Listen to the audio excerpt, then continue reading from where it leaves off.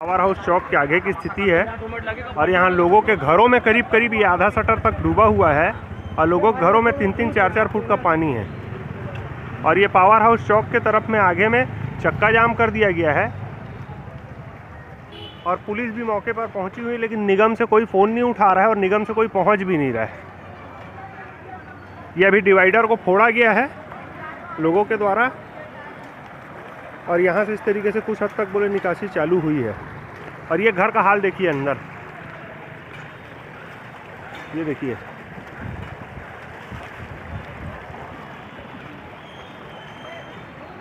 और ये गुरु नानक चौक तक यही हाल है।